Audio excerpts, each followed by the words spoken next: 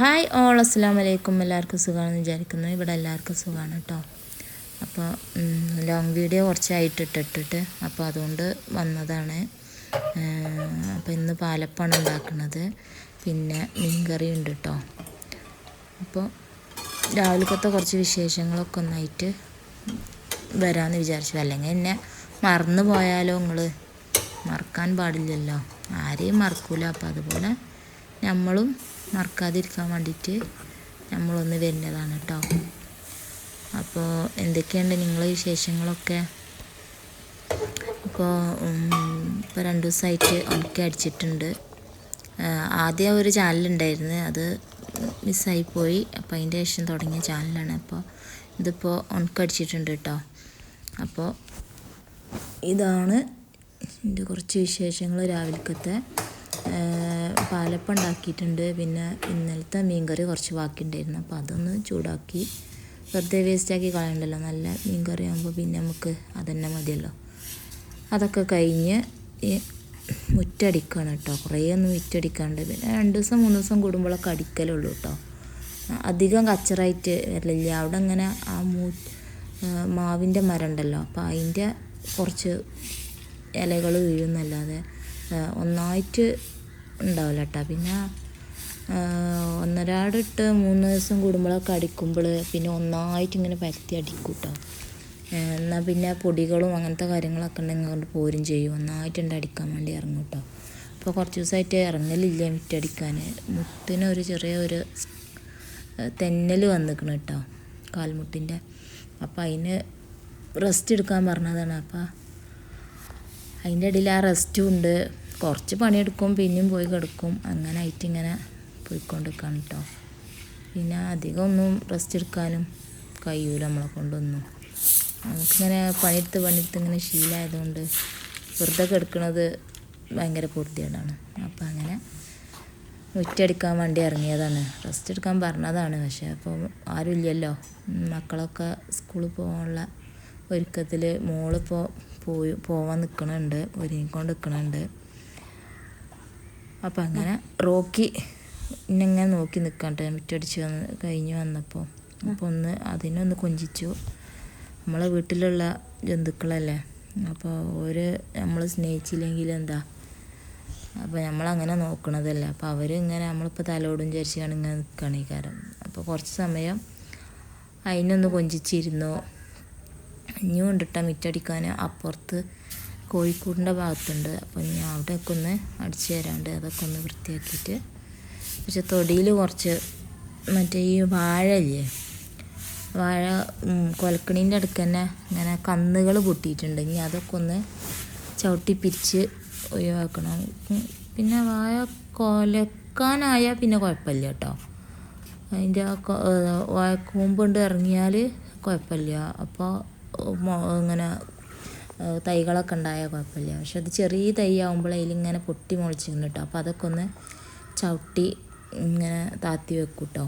എന്നാലേ വാഴക്ക് കരുത്തുണ്ടാവുള്ളൂ. അല്ലെങ്കിൽ ആ കരുത്ത് മുഴുവനും ആ ചെറിയ വാഴക്കന്നുകൾക്ക് പോകും കേട്ടോ.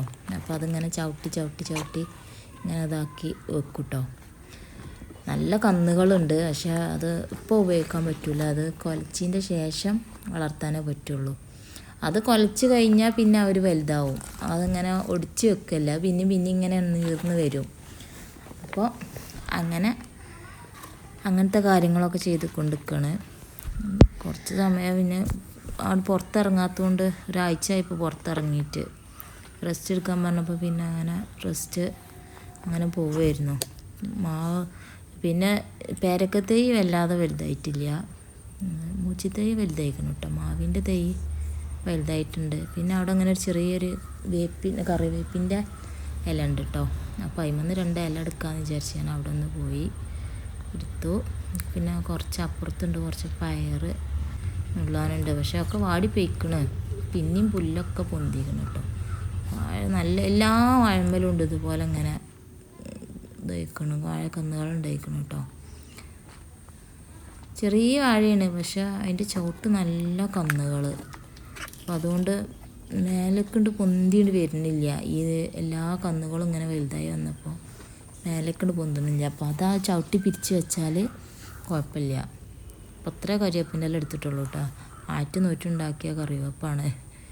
അപ്പം ഇനി ഇവിടെ ഒന്നുമില്ല. അപ്പം പിന്നെ അപ്പം അങ്ങനെ മോളതാ പോകണം കേട്ടോ. മോൾ ട്യൂഷന് പോവുകയാണ്.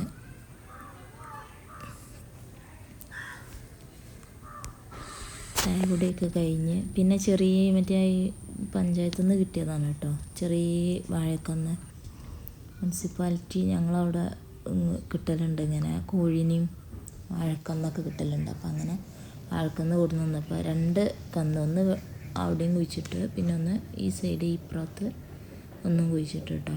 2 തൈകളാണ് കിട്ടിയത്. ഉഷാറായി വരുന്നുണ്ട്. പിന്നെ പയറൊക്കെ കഴിഞ്ഞിരിക്കണ്, പക്ഷെ എന്നാലും അതിന് ഇങ്ങനെ ഉണ്ടാവുന്നുണ്ട്.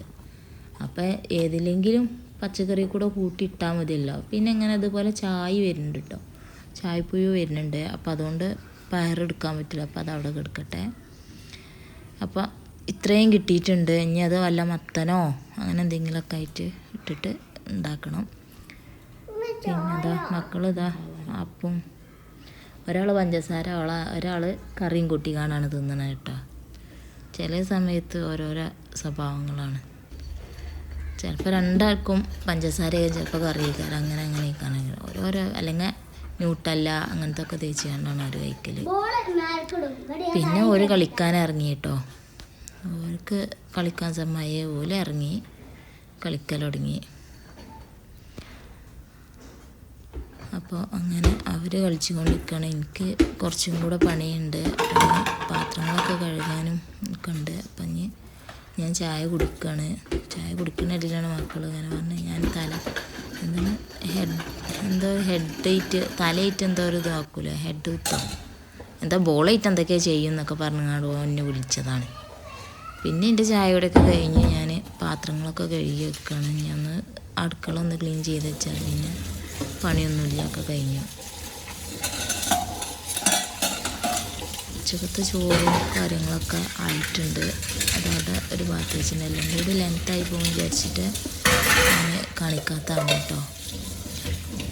അല്ലെങ്കിൽ ഉച്ചക്കത്തെ ഫുഡ് ഉണ്ടാക്കുന്നത് കാണിക്കുക, അല്ലെങ്കിൽ രാവിലത്തെ ഫുഡ് ഉണ്ടാക്കുന്നത് എല്ലാം കൂടി ആയി വരുമ്പോൾ ലെങ്ത്തായി പോകുമ്പോൾ പിന്നെ കാണാൻ ആർക്കും വലിയ ഇൻട്രസ്റ്റ് ഒന്നും ഉണ്ടാവില്ല ഇങ്ങനത്തെ കളി. ചില ആൾക്കാർക്ക് ഇങ്ങനത്തെ കളിയൊക്കെ എണീക്കാൻ ഇഷ്ടപ്പെടൽ. അപ്പോൾ അതുകൊണ്ട് ഞാൻ കുറച്ച് കാര്യങ്ങൾ എടുത്തിട്ടുള്ളൂ കേട്ടോ, കുളിച്ചിട്ടുള്ളൂ. അപ്പോൾ ഈ വീഡിയോ ഇഷ്ടപ്പെട്ടാൽ ലൈക്ക് ചെയ്യുക, ഷെയർ ചെയ്യുക, സബ്സ്ക്രൈബ് ചെയ്യുക കേട്ടോ. പിന്നെ റെസ്റ്റ് എടുക്കാൻ പറഞ്ഞതുകൊണ്ട് നല്ല വേദന ഉണ്ട് കേട്ടോ. ഇനി ഇപ്പം പെട്ടെന്ന് പോയി കിടക്കണത് കഴിഞ്ഞിട്ട്, അല്ലെങ്കിൽ നീച്ച് നടക്കാൻ തന്നെ കഴിയില്ല, അത്രക്കും വേദനയാണ്. അപ്പം പിന്നെ എല്ലാം ഇതൊന്ന് കഴിഞ്ഞ് വെച്ചാൽ തുടക്കലൊക്കെ ഒന്ന് ക്ലീൻ ചെയ്ത് വെച്ചാൽ കിച്ചണൊക്കെ ഒന്ന് വൃത്തിയാക്കി വെച്ചാൽ പിന്നെ നമുക്ക് സമാധാനത്തിൽ പിന്നെ ആരെങ്കിലും വരിക അങ്ങനെ എന്തെങ്കിലുമൊക്കെ ഉണ്ടെങ്കിൽ ബുദ്ധിമുട്ടല്ലേ. പിന്നെ ഇവിടെ അങ്ങനെ ഈച്ച അറക്കണുണ്ട് കേട്ടോ. പക്ഷേ വേസ്റ്റ് ഉണ്ട്. അപ്പോൾ അതൊന്ന് കോഴികൾക്ക് ഇട്ട് കൊടുക്കാണ്ട് ഈ പഴന്തൊലിയും അങ്ങനത്തെ ഒക്കെയാണ് കേട്ടോ. അതാണ് ഈച്ചകൾ കാണുന്നത്. ഇനി അതൊന്ന് അവർക്ക് കൊണ്ടുപോയി ഇട്ടുകൊടുത്ത് ഫുഡും കൊടുത്ത് കണ്ട് ഇനി എനിക്കൊന്ന് കെടുക്കണം, അത്രേ ഉള്ളൂ. കുറച്ച് കഴിഞ്ഞിട്ട് ഇനി എണീറ്റിട്ട് ബാക്കി കാര്യങ്ങളൊക്കെ ചെയ്യാം.